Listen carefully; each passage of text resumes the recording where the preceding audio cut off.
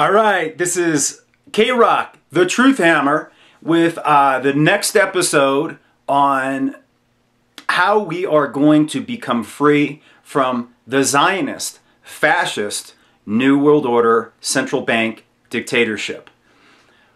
Number one, if the people that you're following aren't telling you the truth, they don't deserve your support. And if you're a Ron Paul supporter, and I agree with his ideas, but he doesn't tell you all the truth.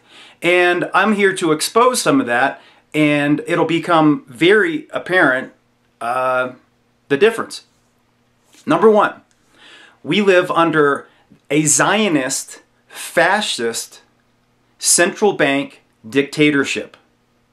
The central bankers, by controlling our monetary system, harness our energy, and then in a judo move, flip that back against us and then control us with it, because they control the monetary system. So number one, they can control our minds by their media.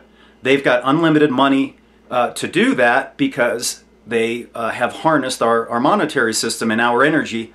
And it's Zionist because there's a Star of David on the back of a buck. It's fascist, not socialist. It's fascist because we are dominated by international mega corporations who have colluded with government to form monopolies. Let's go through some of those corporations. Number one is the Federal Reserve. It's Zionist. It's got the Star of David that they put on the back of the buck since 1933, when they bankrupted the United States on a silver and gold debt-based money system. Do you believe that? Ron Paul says we need silver and gold to free us. Well, the bankers bankrupted the United States in 1933, and all of our assets, all of the people's assets into perpetuity, were pledged as collateral against that bankruptcy, including our gold. It wasn't turned over to the Fed. It wasn't turned over to the U.S. Treasury or the U.S. government. It was turned over to the creditor in the bankruptcy, to the people who loaned the money. The money at the time was gold and silver. Okay? Well, they bankrupted the United States in 1933 on a gold and silver system.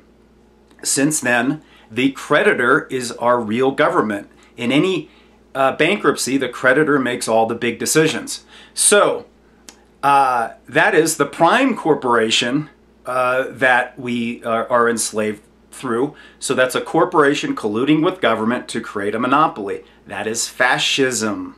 Fascism, not socialism.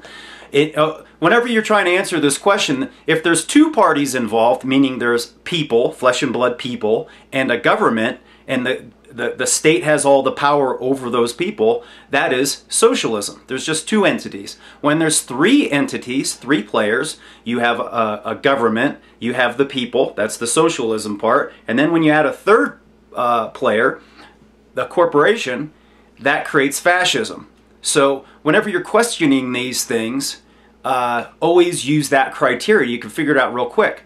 For instance, Obama, when his health legislation, Obamacare, all these Fox News neocons are running around thinking that they're fighting Chairman Mao and socialism, with the idiot Glenn Beck on this chalkboard scribing about how he's fighting socialism or communism. Well, Obama didn't eliminate corporations that were providing health care. He empowered them. He colluded, Obama, with corporations, corporate health care companies, to provide and mandate and require health care to people. There's three parties. Fascism. Simple, right? Use that criteria over and over.